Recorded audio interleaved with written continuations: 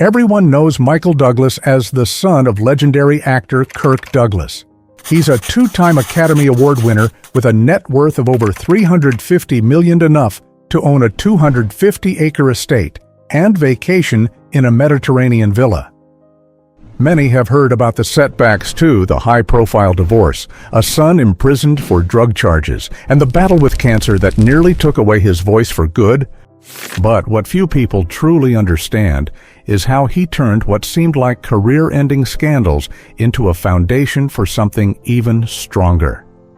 The quiet strategy behind the scenes investments that shifted him from actor to influential producer. From Hollywood royalty to discreet diplomat, a man who doesn't flaunt his wealth, yet lives with a kind of quiet opulence few could match. You've seen Michael Douglas take the stage, but in this video, you'll see how he kept the spotlight even when the crowd had moved on. If you enjoy stories like this, please remember to hit the like button. It really helps us out, and feel free to leave a comment below.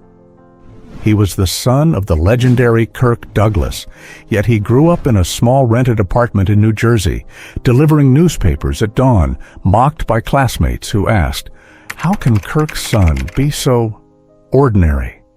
Michael Douglas wasn't lifted by the weight of his name. He had to fight to escape it. The problem was, everyone saw him as Kirk's son. No one really saw Michael. He was born in 1944 in New Brunswick, New Jersey, right as America was emerging from the Second World War, in an era when most families were tightening their belts. His mother, Diana Dill, a former stage actress, raised 3 young children in a cramped apartment. Dinner was often little more than thin soup, and the only glow came from an old radio. Yet, every night, Diana would tell Michael stories of the stage, of the roles she once dreamed of playing. And from those quiet stories, a small seed began to grow inside the boy. His father, Kirk Douglas, had already moved to California to chase his own dream. Michael only knew him through magazine photos and the rare, brief visits. But what weighed on him wasn't his father's absence. It was his shadow at school. When Michael read poetry aloud, kids would laugh. "You're a Kirk's kid. You've got no talent." That line stung like a slap. Michael quietly signed up for the school play. He studied lines from one of his father's old scripts, rehearsed every night in front of a mirror, and stepped onto the stage with shaking legs. The play was a flop, but instead of backing away, he doubled down. He started delivering newspapers, washing dishes at a diner down the street, doing anything to prove he could stand on his own. He wasn't good at math. He didn't shine in sports. But once, in kindergarten, the teacher asked the class to recite a poem. Michael stood up and spoke, clearly and with purpose. For the first time, people looked at him, not because of who his father was. At 20, after bombing an audition at UC Santa Barbara, he stood alone in the rain, gripping a soaked script in his hand. No one was there to console him. But in that cold moment, he made a quiet vow: "I won't walk Kirk's path, but I will walk on my own 2 feet." The resolve was there. But Hollywood isn't kind to newcomers. The question now is, could Michael turn that rainy day promise into reality? He was once bluntly dismissed by a director. "You don't have the fire your father had." That night, Michael Douglas fell asleep on the floor, still clutching a sweat-soaked script. No one could have imagined that young man would one day stand behind a film that won 5 Oscars or become the face of a cultural icon named Gordon Gekko.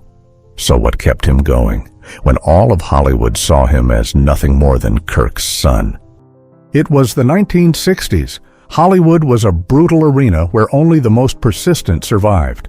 And for Michael Douglas, it wasn't just about building a career, it was about breaking free from his father's shadow. After a few small roles in Hail, hero and guest appearances on television, he was still labeled the heir. One day, after an audition, a director looked him square in the face and said, "You don't have Kirk's fire." That night, Michael went home to a dark apartment, ran his lines late into the night, and fell asleep on the floor. The script still pressed against his chest. It wasn't the first night he collapsed from exhaustion, and it wouldn't be the last. His first real breakthrough came in 1972 when he landed the role of Steve Keller on the hit TV series The Streets of San Francisco, working alongside the seasoned Carl Malden. Michael learned to hold back, find rhythm, and fully live within a character. The series earned him 3 Emmy nominations, but he knew TV wasn't the endgame. "I didn't want to be remembered as just a TV cop." He once said he wanted the big screen, and he wanted to get there his own way. Have you ever started from nothing doing the smallest jobs just to stay on the path you believe in? Michael worked behind the camera as an assistant director.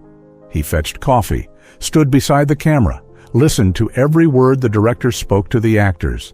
No one recognized him, and no one knew that quiet young man was patiently preparing for the biggest move of his life. In 1975, Michael bought the film rights to One Flew Over the Cuckoo's Nest, despite opposition from his own father. Kirk Douglas, who had once played the lead on stage. When the project risked collapsing due to a budget shortfall, many urged him to let it go, but Michael refused. He sold his personal car to keep the cameras rolling. When the film went on to win 5 Academy Awards, including Best Picture, Michael didn't linger on stage. He stood backstage, quietly crying. Not for the fame, but because, for the first time, he knew he had done something no one thought he could. From there, he pushed further with the China Syndrome, romancing the stone, all stepping stones. But in 1987, the role of Gordon Gekko in Wall Street turned him into a true American cultural icon. Greed is good struck like a lightning bolt through the hypocrisy of Wall Street and earned him the Oscar for Best Actor. The day Gekko appeared on screen was the day Michael Douglas stepped out of Kirk Douglas's shadow, and he never looked back. But once you've gained everything: wealth, fame, power, how does a man who once slept on the floor, too ashamed to climb into bed without knowing his lines, choose to live? Michael Douglas is not just a star. He's one of the rare figures in Hollywood history who not only inherited a legacy, but rewrote one for himself. After more than 50 years in the business, Michael has built a career that commands respect from even the most seasoned. Throughout the 1990s and early 2000s, he earned millions per film. And today, his estimated net worth stands at around $350 million, a fortune not born of luck, but of bold artistic choices and savvy financial moves. Beyond acting, Michael has been a powerful producer behind some of cinema's most iconic works. One Flew Over the Cuckoo's Nest, winner of 5 Academy Awards. The China Syndrome, Traffic, The Game, Wonder Boys. He holds 2 Academy Awards, one for producing Cuckoo's Nest, 1975, and one for Best Actor, Wall Street, 1987. Add to that 5 Golden Globes, 1 Emmy, and the AFI Life Achievement Award honoring his lasting contribution to American film. One of the most touching moments came in 2009 when Michael took the stage to accept that lifetime honor from the American Film Institute. Seated quietly in the front row was his father, Kirk Douglas, then over 90 years old, his eyes welling with tears. Michael bowed his head and said, "Today, I don't just thank my father for what he achieved, I thank him for letting me walk my own path." From a man once dismissed because of his last name, Michael proved that legacy isn't something you inherit. It's something you create when no one expects anything from you anymore. With a fortune exceeding $350 million, most would buy the biggest, flashiest things.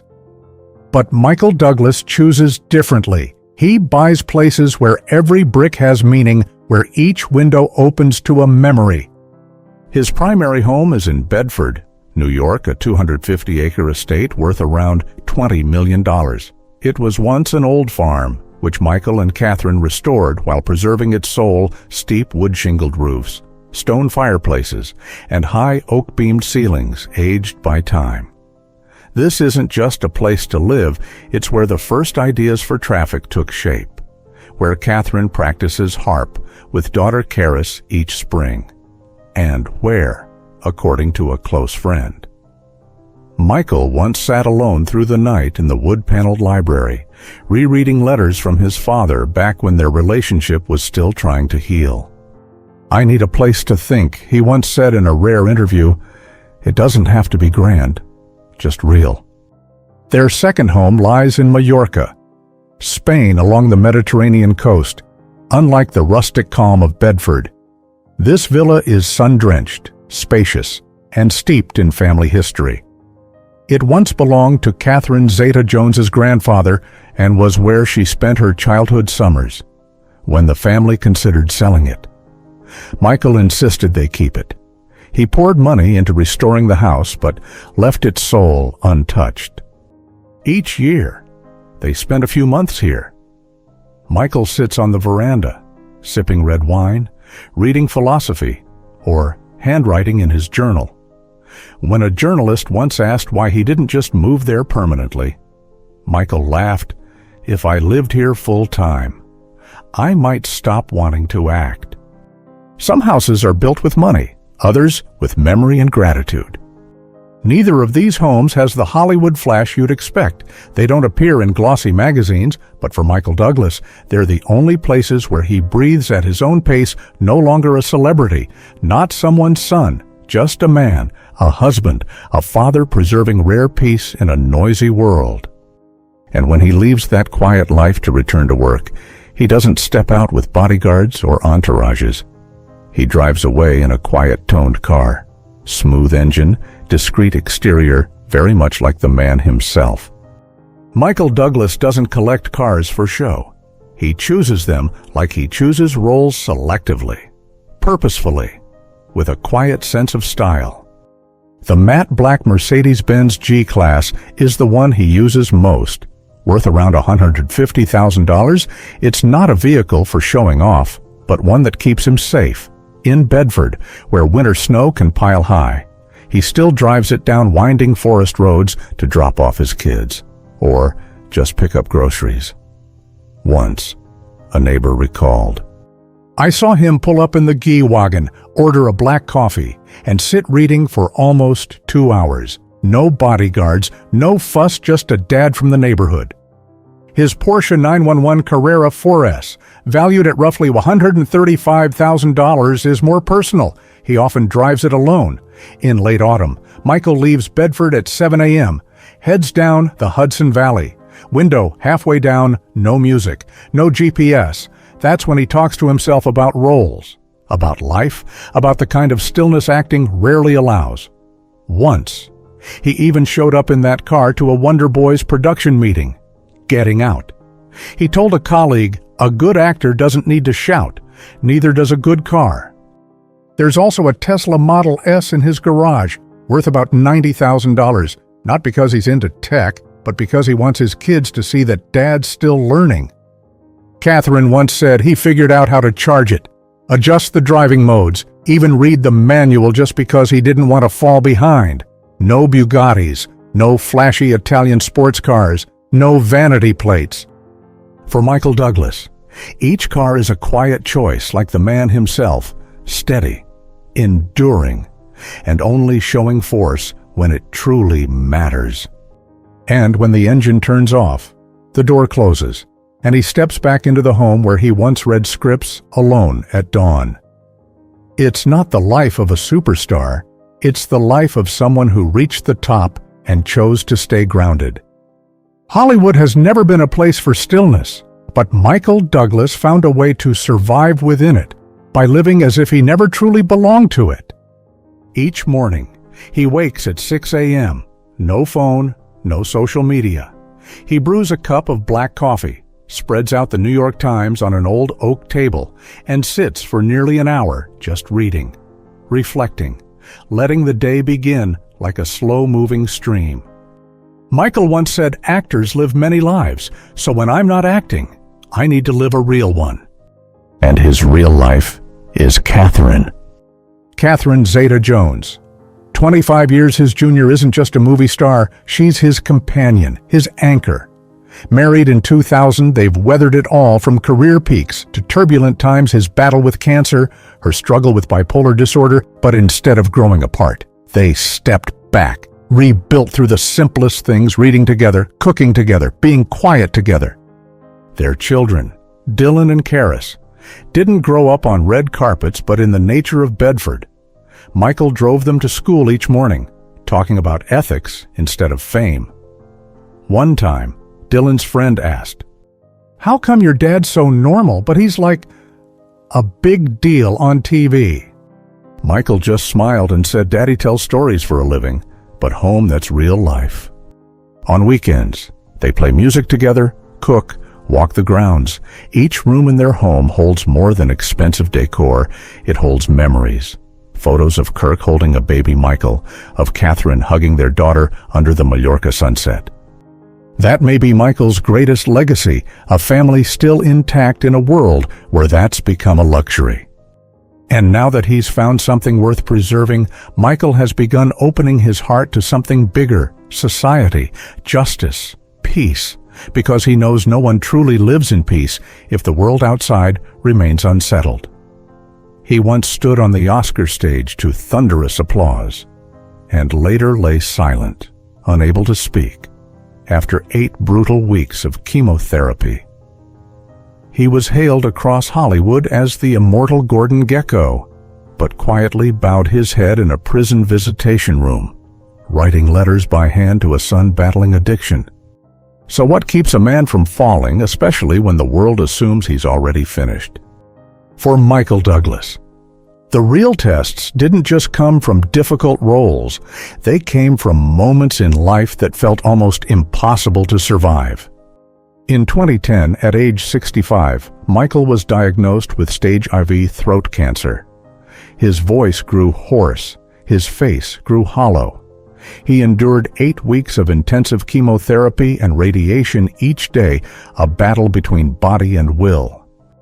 There were nights he couldn't speak at all. He'd write notes to communicate with his wife and children. Catherine never left his side, her hand always in his, her eyes never drifting away.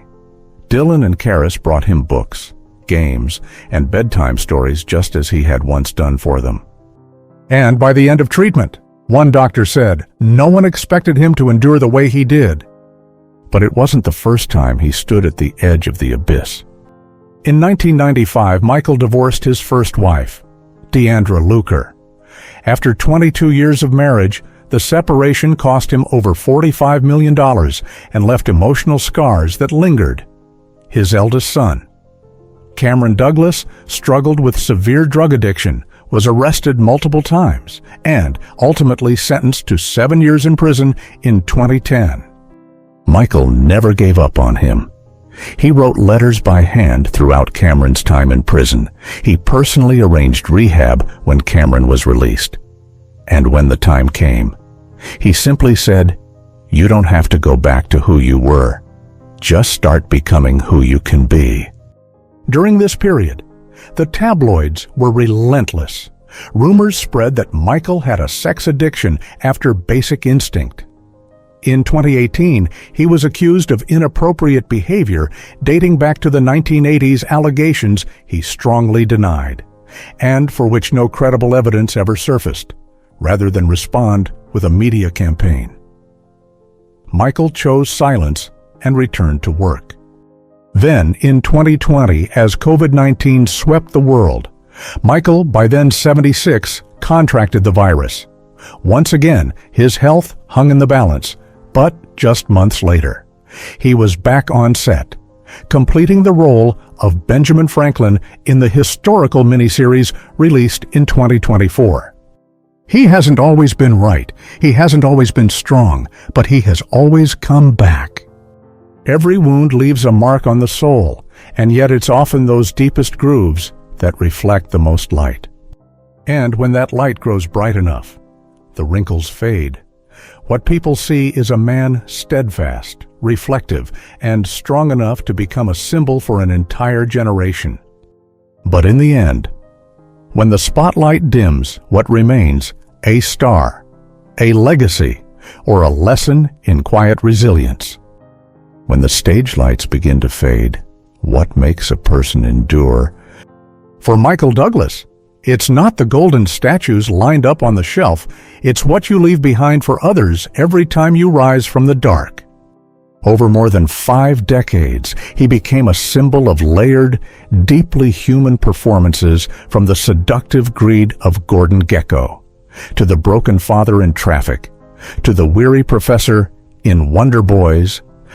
At age 80, while many have chosen to rest, he continues to work with grace and presence, appearing in Marvel's Ant-Man series, winning a Golden Globe for the Kaminsky Method, and returning to the screen as Benjamin Franklin, 2024, portraying one of America's greatest historical figures.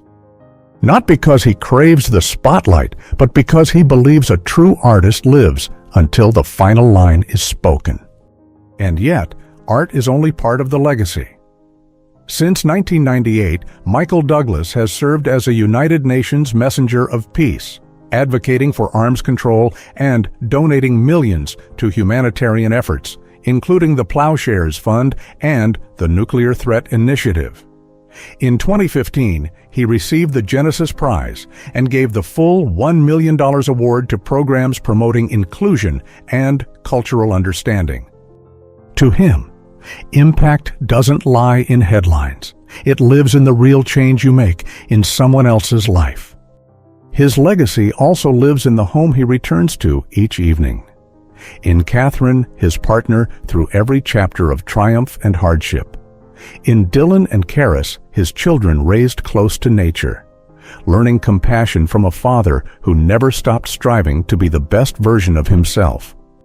And perhaps the most touching moment came in 2009 when he received the AFI Lifetime Achievement Award. Jack Nicholson presented it. Thousands stood in applause, but Michael's eyes looked only to the front row where his father, Kirk Douglas, sat quietly, eyes glistening. 2 generations, 2 different paths.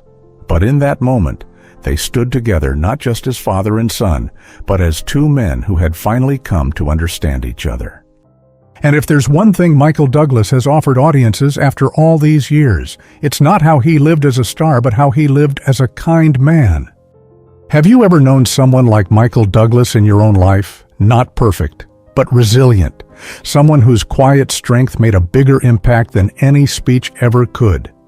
If you have, share your story in the comments and tell us, what do you hope to leave behind in this world? Michael Douglas didn't just leave behind unforgettable roles. He left behind a way of living with grace, with humility, and with the courage to rise every time he fell. From the shadow of his father, he became his own light. And that, too, is something every one of us can do as long as we keep moving forward.